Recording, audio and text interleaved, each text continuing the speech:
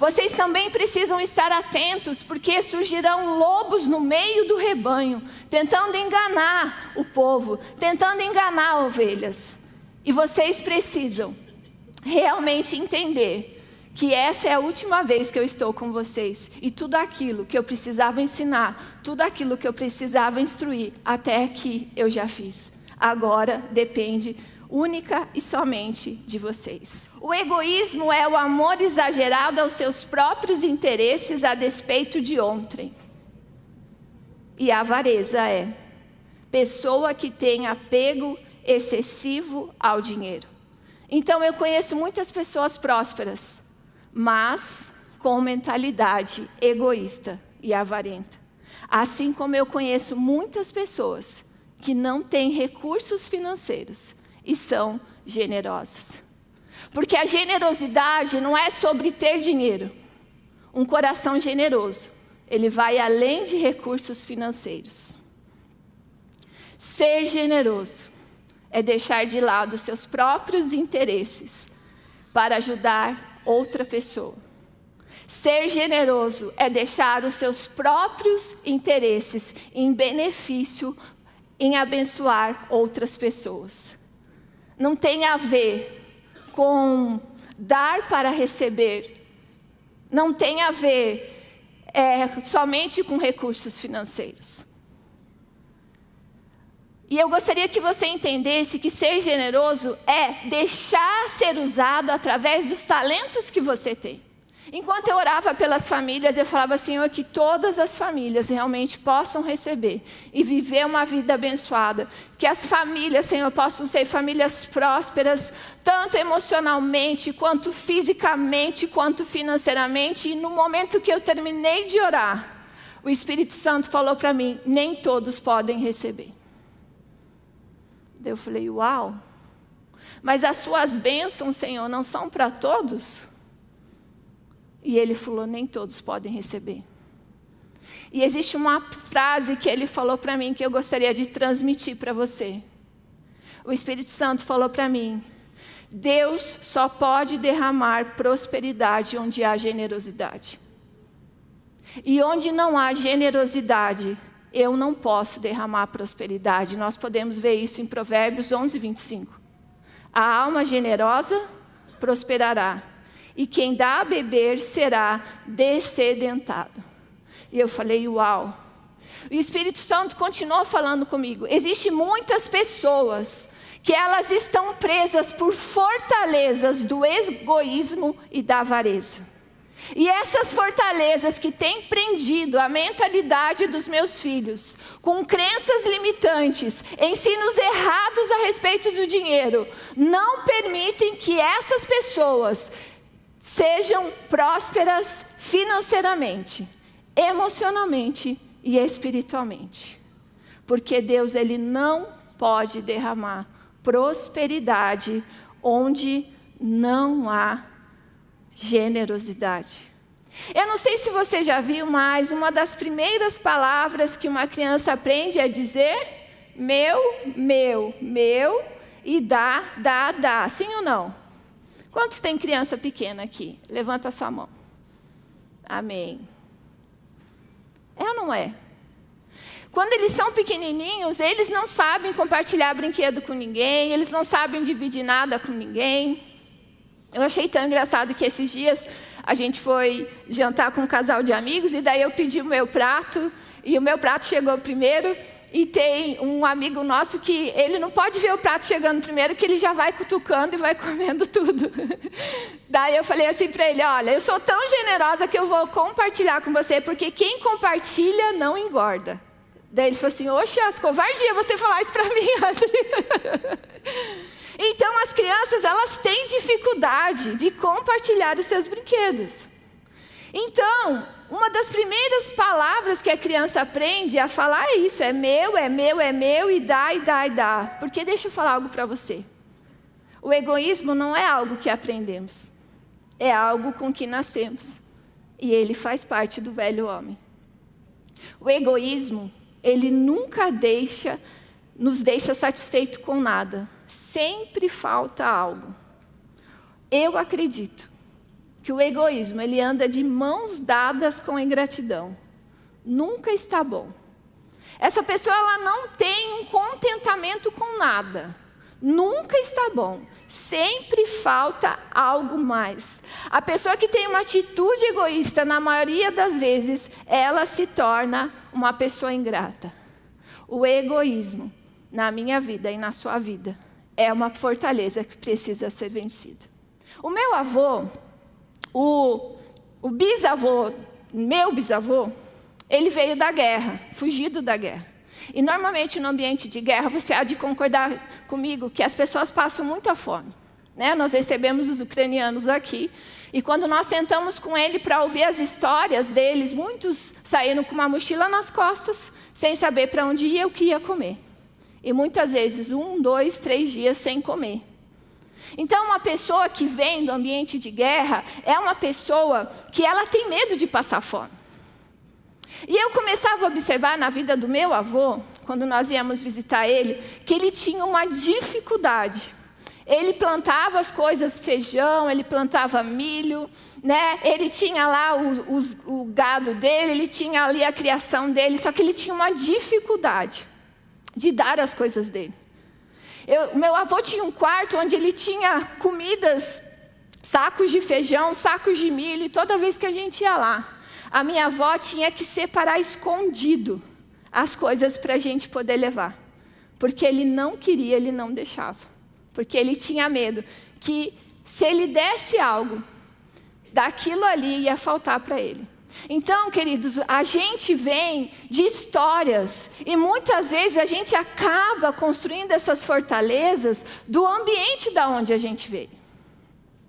Então, eu acredito sim que nós precisamos identificar quais são essas fortalezas que têm nos prendido no egoísmo e na avareza. E eu acredito que o primeiro passo é esse. Para que eu e você possamos alcançar um coração generoso, nós precisamos identificar que tipo de egoísmo e que tipo de coisa tem nos prendido em relação a isso tudo. Quando nós identificamos, assim como identifiquei naquele dia, e isso é um trabalhar nas nossas vidas, ok? Isso não é uma única atitude.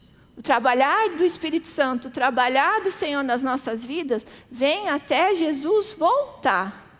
Sempre eu e você, diante das coisas que nós identificamos, nós precisamos nos despojar do velho homem, para que a gente possa se revestir do novo homem. Amém? Mateus 6, 19 ao 21. Fala assim: não acumulem para vocês tesouros na terra, onde a traça e a ferrugem destrói, e onde os ladrões arrombam e furtam. Mas acumulem para vocês tesouros nos céus, onde a traça e a ferrugem não destrói, e onde os ladrões não arrombam nem furtam. Pois onde estiver o seu tesouro, aí também estará o seu coração. Onde está o seu maior tesouro?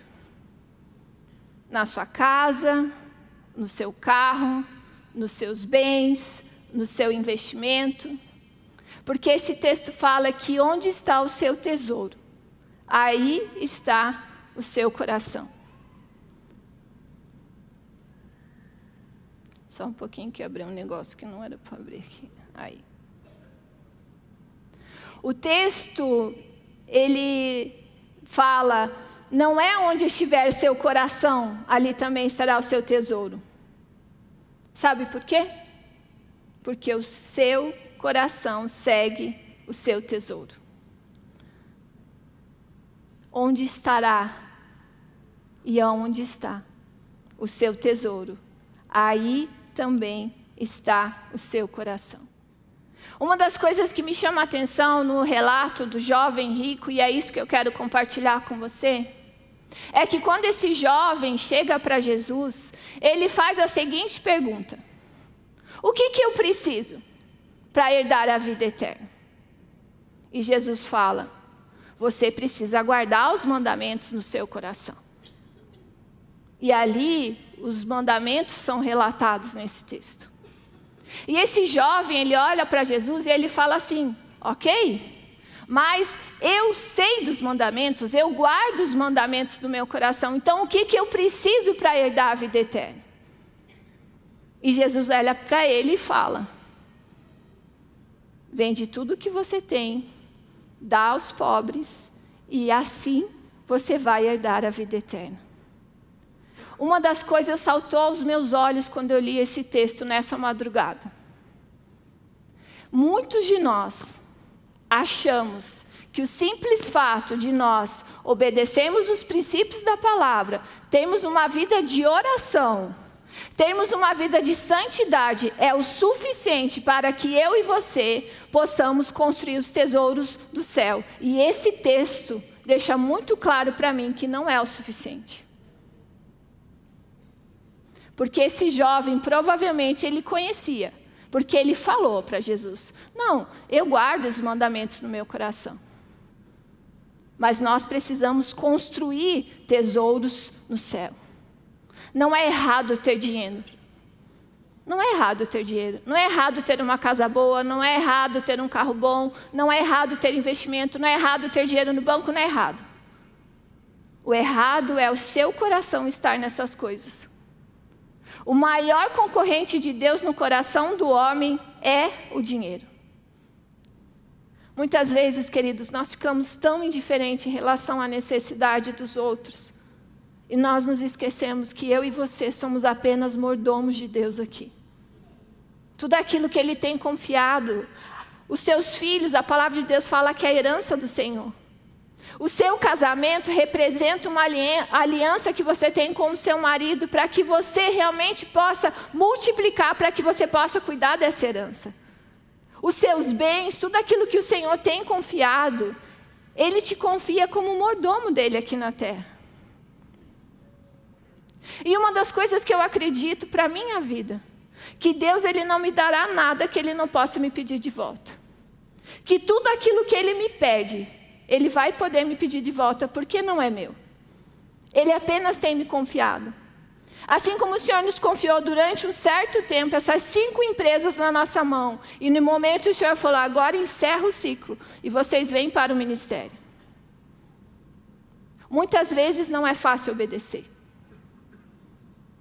Mas eu posso falar para você, que toda vez que eu e você obedecemos, nós sempre seremos recompensados pelo Senhor, amém? De repente você está ali na sua casa e de repente o Espírito Santo fala assim para você: ai, por que você não faz um docinho de abóbora e dá para fulano de tal? Ai, por que você não pergunta para o fulano de tal se ele não precisa de algum serviço de manutenção lá na casa dele? Então, isso começa a se tornar um hábito na nossa vida. E eu vejo muito isso na vida de pessoas que venceram essas fortalezas. Ser generoso é ter um coração doador. Não é sobre você. Não é sobre aquilo que você pode acumular aqui e construir aqui. É sobre o que Deus pode fazer através de você. Talvez no momento que eu falava aqui em relação a algumas fortalezas, algumas lembranças veio à sua mente. E talvez você reconheceu que existem algumas fortalezas que precisam ser vencidas em sua vida. Em relação ao egoísmo, em relação à avareza. É um tempo seu com o Espírito Santo. Talvez essa palavra, talvez a gente não consiga ter um apelo aqui, sabe? Porque acho que é uma coisa tão particular que o Senhor vai continuar ruminando de você ainda durante essa semana. Que você vai precisar sair daqui de uma forma muito reflexiva. E a melhor palavra que eu acredito que eu recebo diante do Senhor, sabe qual é? É quando eu saio questionando as minhas atitudes e o meu posicionamento em relação àquilo que eu tenho feito como cristão. Durante essa semana, eu quero desafiar você, encorajar você a realmente ser guiado e dirigido pelo Espírito Santo para abençoar a vida de uma pessoa. Eu não sei se isso vai ser através de um presente, se vai ser através de uma oração, ou se vai ser através de um café que você vai chamar essa pessoa para tomar um cafezinho ali com você. Lembra que eu falei que generosidade não tem a ver somente com recursos financeiros. Tem a ver com doação de vida. Talvez você vai doar o seu tempo ali para ouvir aquela pessoa que precisa tanto realmente de alguém que a ouça. Não que dê direcionamento, mas talvez alguém que chore junto com ela. Então eu quero desafiar você ainda durante essa semana a ser guiada e instruída pelo Espírito Santo para abençoar outra vida. Ore, tenha essa experiência. Eu posso garantir para você que isso nos traz uma satisfação e uma alegria tão grande. E isso é só o começo daquilo que Deus pode fazer através da sua vida. Você pode repetir comigo? Eu sou um agente de Deus. Amém? Você pode dar uma salva de palmas para Jesus?